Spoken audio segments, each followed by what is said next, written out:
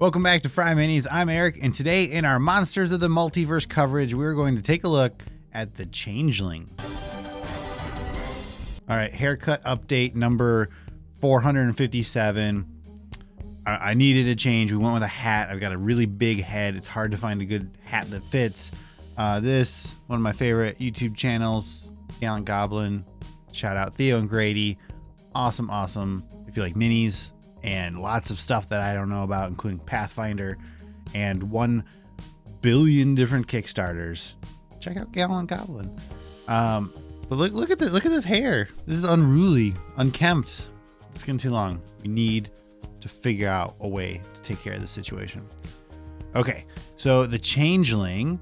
This is a race that's not a million people I think have played this.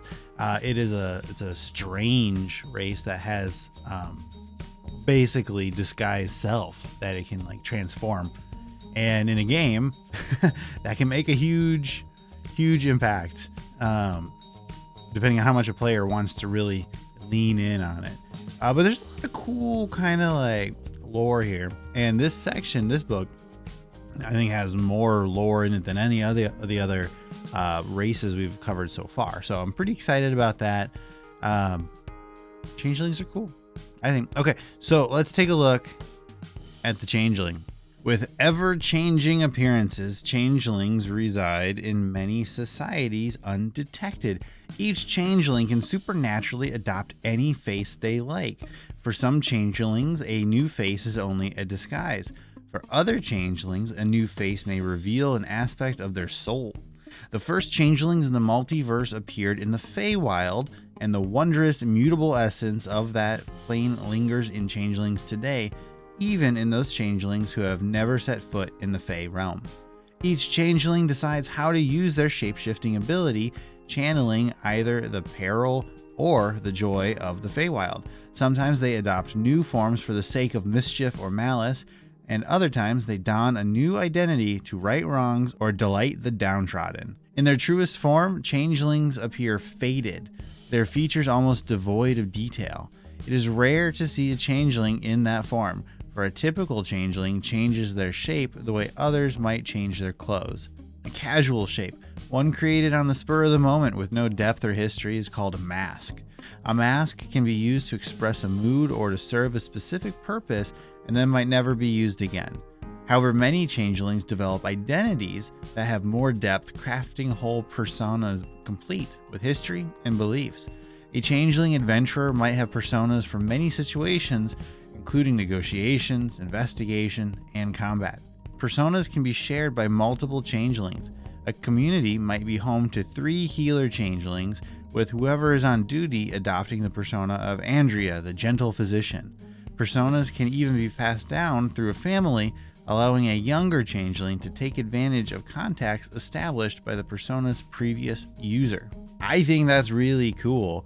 Having you've got your quick on the fly kind of change. Your mask, I think, is of course they're going to do that. Who wouldn't? It's such a useful idea. But then having these personas, when you can look like anything, you want to find a little bit of stability, I think, and that makes sense, right? So you can get into these habits, and then these habits can form personalities, and then different people, if they don't know you're a shape changer, then they can develop relationships with those personas. And I think it's a really, really interesting way to look at something like this that could pretty easily just be just a mask part, changing. I think this is a cool lore focus. And saying they're from the Feywild, sure, okay, I'm good with that. I mean, with the elf lore, with the blessing of Coralon and the transformations there, I think all of this works together. I think the lore's great here. Just like all the other races in this book, we have that same stat disbursement. We have that same age and height and size and language. All of that kind of stuff is the same here. Looking at some of the changeling traits. Creature type, you are a Fey. Size, you are medium or small. You choose this size when you select this race. Speed, your walking speed is 30 feet. I really dig this whole new, you can be medium or small, especially for something that can change. When we get into the shape changing stuff, we're going to talk a little bit about that too. But just like that at base, you can have that. And I think that gives you so much reflavoring potential with this different size type of thing. I'm a big fan there. Creature type is Fey. I think that super works. I mean, we've established in the lore that these are from the Feywild originally. And just with the strangeness of the whole constantly changing shape type of thing, I think really fits with it being a Fey. Changeling instincts. Thanks to your connection to the Fey realm, you gain proficiency with 2 of the following skills of your choice: deception, insight, intimidation, performance, or persuasion. Okay, so yes, the Changeling getting these skills makes sense. Like, as mechanically in the game, like it, I think everybody would agree it's pretty reasonable for them to get this. But if you just watch the Centaur video, the Centaur explains getting those skills as because you're magically connected to nature, and then so getting that survival, animal handling, nature proficiency, like that's how that connection manifests your connection. Here, saying your connection to the Feywild gives you deception, I think is a little weak. And I like that they're trying to come up with a reason of why a race has a skill proficiency, but I'm afraid that this path is going to ultimately run into this kind of a situation where it makes sense for a race to get a skill. Now we need to find a way to kind of, not biologically, but inherent into the race itself, get the skill. I think this is going to be a repeated mark, but we'll see. Shape changer. As an action, you can change your appearance and your voice. You determine the specifics of the changes, including your coloration, hair length, and sex. You can adjust your height and weight, and you can change your size between medium and small. You can make yourself appear as a member of another race, though none of your game statistics change.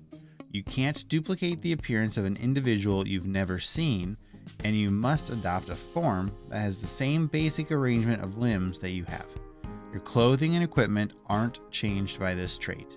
You stay in this new form until you use an action to revert to your true form, or until you die. Okay, so that's the meat of the Changeling, right?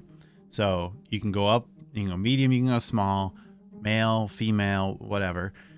You're changing every part of you. I love that it doesn't change your clothes, reinforcing that you're like biologically changing it, not just like casting this guy's self.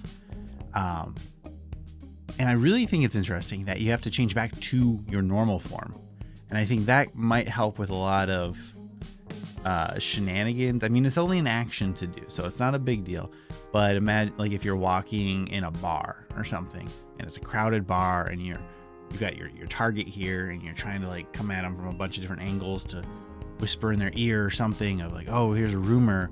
And that way when your party comes in, oh wow, you're the one everybody's talking about.